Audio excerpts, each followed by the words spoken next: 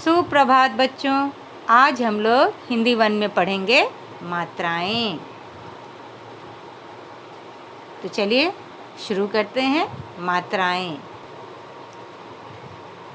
बच्चों, सभी स्वरों की मात्राएं होती हैं। तो स्वर क्या होता है?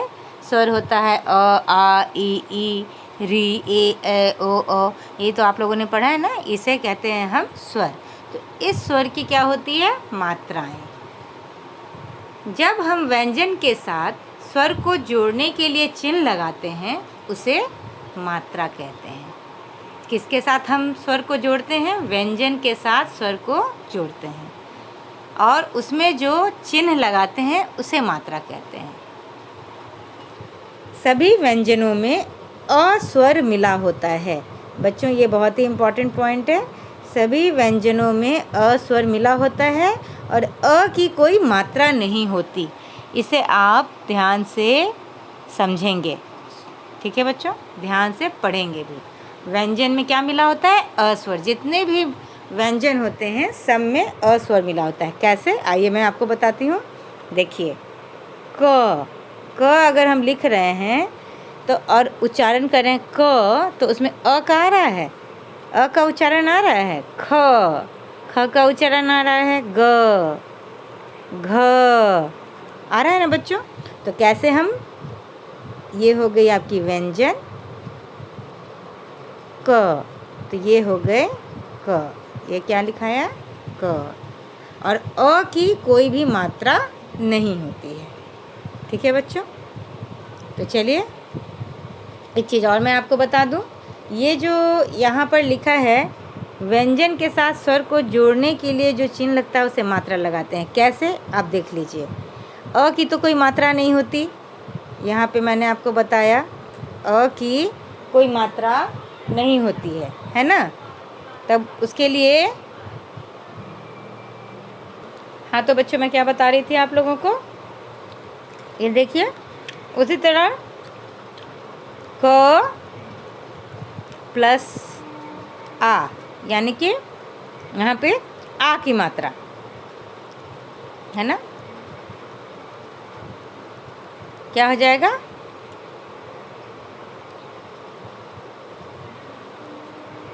यहाँ पे भी हो जाएगा आपका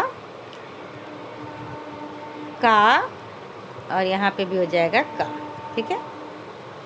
ये मैंने पूरा आ लिख दिया, यहाँ मात्रा लिखा है। चलिए इसे हम लोग आगे पढ़ेंगे।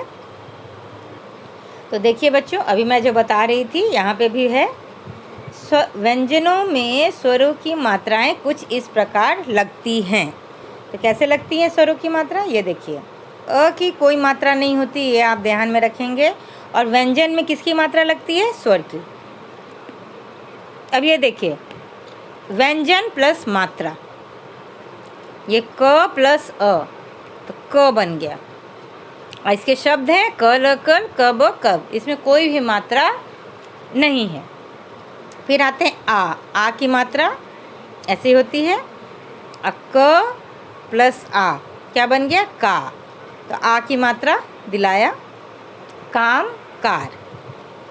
फिर है छोटी ई, इसकी मात्रा, इसको हम हर्षई भी बोलते हैं। छोटी ई को, छोटी ई की जो मात्रा होती है उसको हर्षई। तो क और छोटी ई की, तो की से किला और किसान। फिर बड़ी ई, इसको हम दीर्घई बोलेंगे। तो क और उसमें लगा दिए हमने मात्रा बड़ी की। यहाँ देखिए की, तो की से कील और कीट। फिर छोटा ऊ, फिर क छोटा ऊ कु, फिर कुल कुर्सी। फिर बड़ा ऊ, फिर कु कूच। फिर री, क में री तो हो गया क्री, तो कृष्ण, कृपा। आप अगर व में लगा होता तो वृक्ष। इसी तरह से आपके मात्रा लगाने पे शब्द बनते हैं। फिर है एकार। बच्चों ये बहुत इम्पॉर्टेंट है, ये है एकार, ए की मात्रा। तो ए में किसकी मात्रा होती है? एक होती है। ये देखिए, ये एक दी हुई है ना? तो ए की मात्रा कैसे होती है? ऐसी, एक। और ए की मात्रा ये ऊपर में दो, ए, तो इसमें हो गया के, ये हो गया कै। केला केशव, कैदी कैलाश।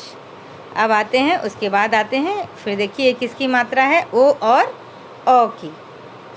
यहाँ पे ओ की मात्रा, यहाँ अ की मात्रा, ठीक है। ये देखिए ओ की मात्रा, अ की मात्रा।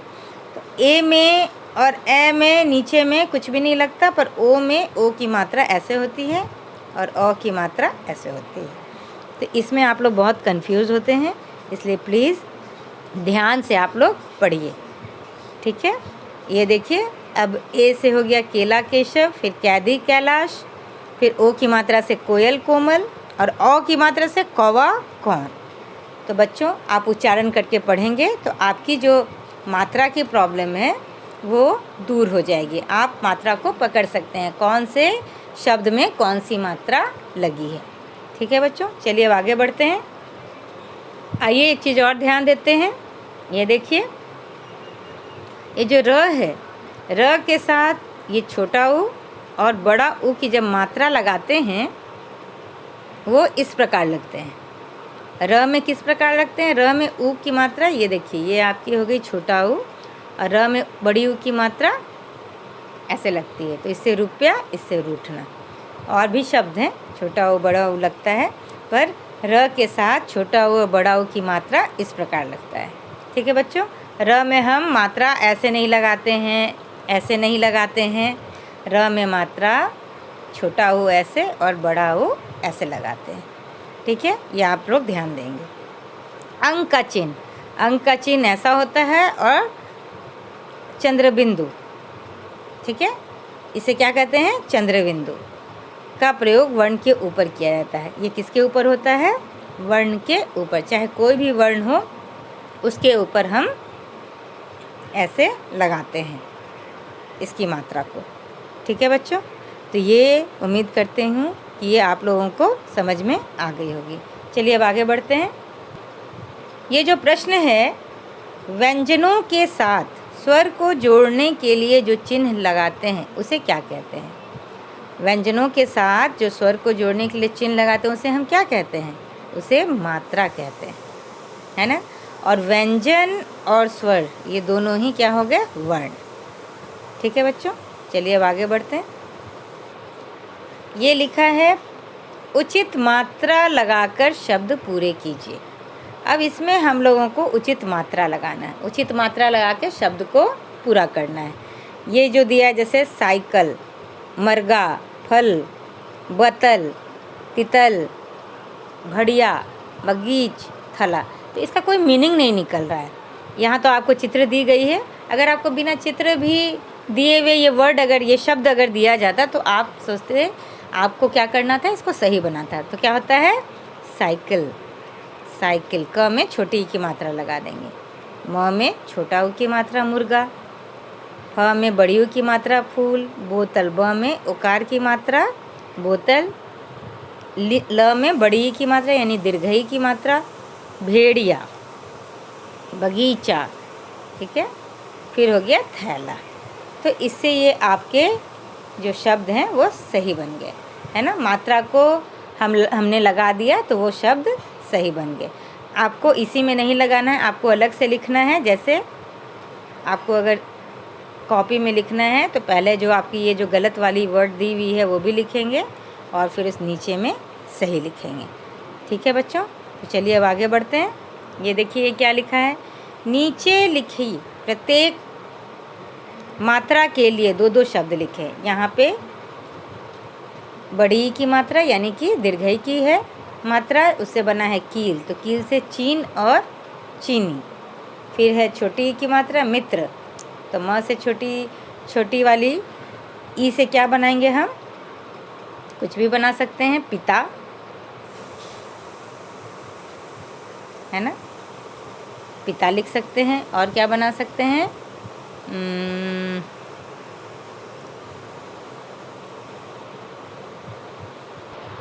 पिता हो गया बच्चों। तो पिता के बाद हम लिखेंगे प से छोटी की मात्रा में हो जाएगा पिन, प से प में छोटी की मात्रा यानी कि हर्षई की मात्रा और न, पिन। फिर है ये है आकार की मात्रा, इससे बना है ताला, तो हम यहाँ लिख सकते हैं क में आकार, अल काल, और यहाँ पे हो सकता है काला। ठीक है बच्चों, काल और काला। यहाँ पे छोटी ऊ की मात्रा है, तो छोटी ऊ की मात्रा से हम लिख सकते हैं सुत और सुख। ठीक है बच्चों, फिर है बड़ी ऊ की मात्रा। बड़ी ऊ की मात्रा से क्या होगी? बड़ी ऊ की मात्रा से हम लिखेंगे सूत। यहाँ पे फूल बना हुआ है, स में बड़ी ऊ की मात्रा सूत और सूना। फिर हम एकार की मात्रा मेज, तो एकार की मात्रा से हम बना सकते हैं ब में एकार की मात्रा और ल बेल, और ब में एकार की मात्रा और ल र बेर। तो बच्चों यहाँ हम लोगों ने प्रत्येक मात्रा से दो दो शब्द लिखा, और आपको हर एक मात्रा से शब्द जानना बहुत ज़रूरी है। ठीक है, तो चलिए अब आगे बढ़ते हैं। ये दिया है, चित्र देखकर सही वर्ण या सही मात्रा लिखिए। ठीक है, तो वर्ण क्या होती है? स्वर और व्यंजन दोनों ही वर्ण हैं, तो इसमें हमें मात्रा या वर्ण लिखना है। जहाँ वर्ण लगाना है वर्ण लगाएंगे, जहाँ मात्रा लिखना है वह मात्रा। ये देखिए, पहला है आम का चित्र देख रहे हैं, ये क्या है? आम का चित्र। तो अ में आकार, अम आ। ये है मछली का चित्र, तो म छ ल लिखा है, इसमें दीर्घई की मात्रा या बड़ी की मात्रा मछली। ये हो जाएगा रोटी।